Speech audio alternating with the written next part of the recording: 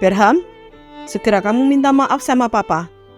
Kamu sengaja merusakkan sepeda papa satu-satunya. Berham takut. Apakah mama mau bantu? Baiklah, semoga ada konsiliasi antara bapak dan anak yang menunjukkan pertobatan hati manusia. Semoga papa memaafkan Berham dan berharap agar ada perdamaian dalam rumah kita untuk memancarkan Injil Kristus ke lingkungan sekitar. Nanti bisa kita lihat lebih limpah dalam perumpamaan hari ini, sebagaimana Bapa menyambut anaknya yang hilang, demikian pula Allah di dalam Tuhan Yesus menyambut kita yang kembali kepadanya. Mari anak-anak perhatikan kekayaan anugerah Injil secara lebih luas dan menyeluruh. Di mana selama dunia ini masih berputar, perumpamaan akan terus memberikan manfaat tak terkira kepada orang-orang berdosa yang malang untuk mendorong mereka bertobat dan berbalik kepada Allah. Berham gak sabar ingin cepat-cepat dengar ulasannya. Adik-adik, kita akan melanjutkan petualangan kita. Kita masih mau belajar tentang perumpamaan yang Tuhan Yesus berikan. Namun sebelumnya, mari kita berdoa, kita mohon berkat Tuhan di dalam doa. Bapa di surga, terima kasih untuk waktu, kesempatan yang Kau berikan kepada kami, untuk kami boleh belajarkan firman Tuhan. Kuduskan dan layakkan kami ya Tuhan, untuk kami boleh menikmati kebenaran firman Tuhan dan diubahkan oleh kebenaran firman Tuhan. Biar Engkau memberkati supaya seluruh pemberitaan firman Tuhan boleh menjadi berkat bagi setiap kami. Dalam nama Tuhan Yesus kami berdoa. Amin. Adik-adik, Tuhan Yesus mau memastikan betapa berharganya orang yang berdosa kemudian bertobat kepada Tuhan. Untuk itulah Tuhan Yesus kemudian menceritakan perumpamaan yang ketiga. Dan perumpamaan yang ketiga kali ini tentang anak yang hilang. Bagaimanakah ceritanya? Begini adik-adik. Adalah seorang bapak yang mempunyai 2 orang anak laki-laki. Yang pertama dan yang bungsu. Kedua-duanya mempunyai tempat yang khusus di dalam hati si bapak ini. Dan kedua-duanya sangat disayangi, sangat dikasihi oleh bapak ini. Mereka menjadi satu keluarga yang diikat dengan ikatan kasih satu dengan yang lainnya. Adik-adik, bapak ini tidak mempunyai masalah di awalnya dengan anak yang pertama. Mengapa? Anak yang pertama adalah anak yang tidak suka bikin ulah, tenang, biasa saja. Sedangkan anak yang kedua, anak yang bungsu, anak yang suka bikin ulah. Dia adalah anak yang liar semaunya sendiri. Nah, anak yang bungsu ini tahu adik-adik kalau nanti kakaknya akan mendapatkan 2/3 dari warisan dari orang tuanya. Sedangkan dia sendiri hanya mendapatkan 1/3-nya saja. Nah, ternyata anak bungsu ini di samping liar, dia juga seorang anak yang sangat kurang ajar adik-adik. Mengapa?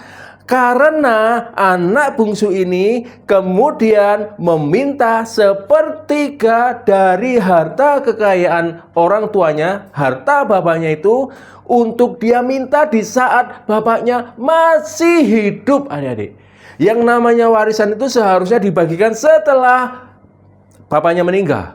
Tetapi ini masih hidup, dia minta, sangat kurang ajar. Ini berarti dia menganggap orang tuanya sudah mati. Dia sangat tidak hormat dan dia tidak menghargai kasih dari papanya itu.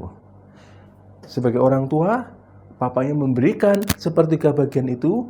Kemudian anak ini menjual seluruh harta warisannya itu. Kemudian dia pergi ke negeri yang lain.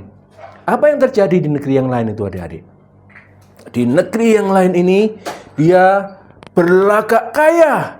Dia berfoya-foya, dia menghamburkan semua uangnya, dia menuruti keinginan mata, menuruti keinginan daging, dia menuruti keangkuhan hidupnya. Sampai suatu saat negeri di mana dia ada itu mengalami kelaparan, adik-adik, dan dia jatuh bangkrut, habis semua uangnya, habis semua kekayaannya. Jadi dia tidak bisa makan. Di saat seperti itu, kemudian dia berusaha untuk bekerja. Dia minta permisi, ya, saya mau bekerja di sini, boleh tidak? Oh, tidak ada pekerjaan di sini. Kemudian dicari tempat lain. Permisi, saya mau kerja, boleh enggak? Oh, boleh. Kamu menjadi penjaga babi-babi, saya mau. Penjaga babi? Iya, penjaga babi. Mau? Oh iya, nggak apa-apa. Akhirnya dia diupah sangat kecil dan dia sangat lapar sampai-sampai dia ingin makan itu makanan babi, adik-adik. Betapa sengsara yang dia alami. Di saat dia sangat menderita itu, kemudian dia ingat akan rumah bapaknya. Di rumah bapaknya pelayannya begitu banyak. Di rumah bapaknya itu semua orang mengalami kelimpahan karena bapaknya begitu baik. Mengingat itu, adik-adik, kemudian dia berpikir, kalau sama pelayannya saja bapakku begitu baik. Kalau begitu aku mau pulang. Aku mau pulang karena di rumah bapakku lebih baik. Aku menyadari kalau aku sudah menyakiti hati bapak. Jadi aku tidak ingin jadi anak bapak lagi. Aku hanya ingin jadi pelayanan saja. Tidak apa-apa, aku akan mengakui dosaku. Jadi adik-adik, ketika dia mengingat kasih bapaknya, ketika dia mengingat kebaikan bapaknya, kemudian dia pulang dengan kesadaran yang penuh bahwa dia sudah menyakiti hati dari bapaknya. Dia telah mengkhianati kasih dari bapaknya, sehingga dia nanti akan berkata, Bapak, aku telah berdosa kepada Bapak dan kepada surga. Aku tidak layak disebut anak Bapak. Jadikan aku salah satu pelayan Bapak. Itu yang akan dia sampaikan kepada bapaknya. Adik-adik, kemudian anak ini pulang. Apa yang terjadi dengan bapaknya? Apakah bapaknya melupakan anaknya? Tidak. Dia sangat mengasihi anaknya itu. Dia sangat merindukan anak bungsunya ini. Walaupun anak bungsunya ini sudah menyakiti dia, walaupun anak bungsunya ini telah mengkhianati kasih yang diberikan kepadanya, bapak ini tetap mengasihi dia. Dia khawatir, apa yang terjadi dengan anakku? Apa yang terjadi dengan kehidupannya? Seandainya dia pulang. Apakah dia mau pulang? Itu pikiran dari bapaknya. Jadi dia setiap hari melihat ke jauh sana, melihat barangkali anaknya nanti akan pulang. Di saat hari itu, ketika anaknya pulang, bapak itu sudah melihat, itu anakku. Adik-adik, bayangkan saja, bapak ini sudah ditinggalkan oleh anaknya, tapi tetap mengasihi anaknya. Ketika anaknya itu pulang, dia tahu, dia langsung mengenali, itu anakku. Saking cintanya dia kepada anaknya. Kemudian dia berlari untuk menghampiri anaknya. Dia peluk anaknya. Anaknya bilang, Bapak, aku telah berdosa kepada Bapak dan kepada surga. Aku tidak layak disebut sebagai anak Bapak. Jadikan aku sebagai salah satu pelayanmu. Adik-adik, sebelum selesai bicara, Bapak itu sudah memanggil pelayannya. Ambilkan jubah terbaik untuk anakku. Ambilkan cincin untuk anakku. Mari kita siapkan pesta. Karena anakku yang hilang telah diketemukan kembali. Anakku yang telah mati bangkit kembali. Itulah hati dari seorang bapak. Adik-adik, di saat pesta itu berlangsung, anak sulung masih bekerja di ladang. Dan setelah sore hari dia pulang, dia bingung, kok ada pesta di rumah? Ada apakah ini? Kemudian dia bertanya kepada salah satu pelayannya. Hai pelayan, ada apakah ini? Kenapa ada pesta di rumahku? Pelayan itu berkata, kamu tidak tahu ya? Adikmu sudah pulang. Makanya bapakmu mengadakan pesta untuk menyambut adikmu. Apa yang terjadi dengan anak sulung ini? Apakah dia gembira melihat adiknya sudah datang kembali? Tidak. Dia menjadi marah. Dan dia tidak mau masuk ke rumah. Bapaknya kemudian keluar, berbicara kepada anaknya. Tapi anaknya kemudian protes kepada bapaknya. Bapak, bertahun-tahun saya hidup bersama Bapak. Tidak pernah Engkau memberikan kepadaku seekor anak kambing sekalipun untuk aku mengadakan pesta dengan teman-temanku. Sekarang anak Bapak yang telah menghambur-hamburkan uang itu pulang dan telah mengkhianati kasih Bapak. Sekarang Bapak mengadakan pesta untuknya. Oh, di manakah keadilannya? Adik-adik, Bapak ini kemudian berkata kepada si anak ini, hai anakku, bertahun-tahun engkau bersama dengan aku. Engkau hidup di tengah-tengah segala kelimpahan. Hartaku adalah hartamu. Semua kekayaanku adalah kekayaanmu. Jadi, seharusnya lah engkau bersukacita bersama dengan aku. Karena adikmu yang telah mati, yang telah tersia-sia, yang telah menderita kembali pulang. Mengapa engkau tidak mau bersukacita bersama-sama dengan kami? Adik-adik, itulah hati seorang bapak yang mengasihi anaknya. Namun itulah anak sulung yang dia tidak menyadari bahwa hidupnya adalah hidup yang penuh kelimpahan. Dia adalah anak yang hidup di dalam naungan bapaknya. Tapi dia tidak menyadari itu. Dia layaknya seorang budak saja yang hanya mengharapkan upah dari seorang bapaknya. Adik-adik, apa yang Tuhan mau ajarkan di dalam bagian ini? Tuhan mau ajarkan bahwa kita manusia yang berdosa seperti anak yang bungsu tadi.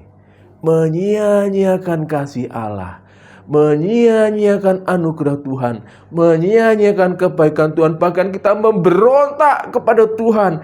Kita melawan Tuhan, adik-adik.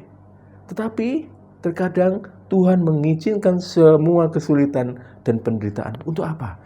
Untuk menyadarkan kita bahwa hidup berdasarkan cara kita sendiri adalah hidup yang paling menderita. Dan di saat kita menderita seperti itu, kita seringkali baru ingat, oh kebaikan Bapa, sehingga kita mau kembali kepada Tuhan. Dan Bapa di surga adalah Bapa yang penuh kasih, penuh rahmat. Dia jauh lebih siap untuk mengampuni kita daripada kita sendiri mau datang kepada Dia. Dan Tuhan Yesus mengajarkan kepada kita, jangan seperti orang Farisi yang digambarkan sebagai anak sulung. Seharusnya dia menyadari kasih Allah yang begitu besar.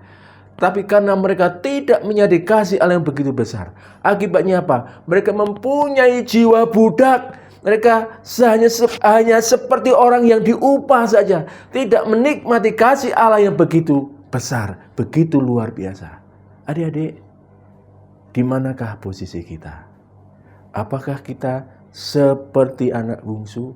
Kalau seperti anak bungsu, ayo kita bertobat. Apakah kita seperti anak sulung yang menyombongkan diri?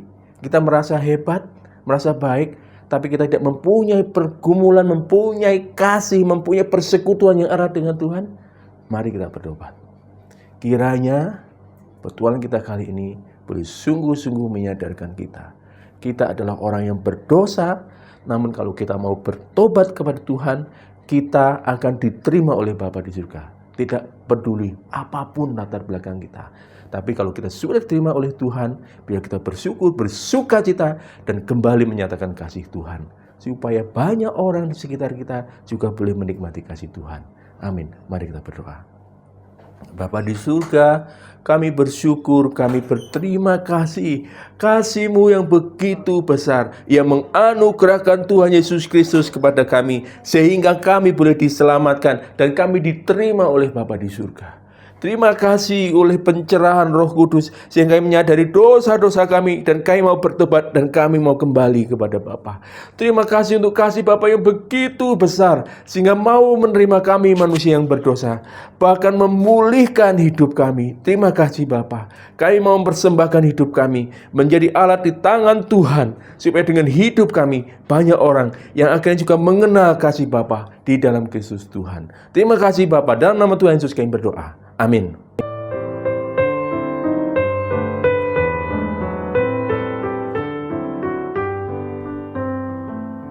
Ternyata Berha memandang relasi antara papa dan aku seperti pekerja dan tuannya, atau sebagai orang upahan yang hanya hidup buat diri dan miliknya sendiri.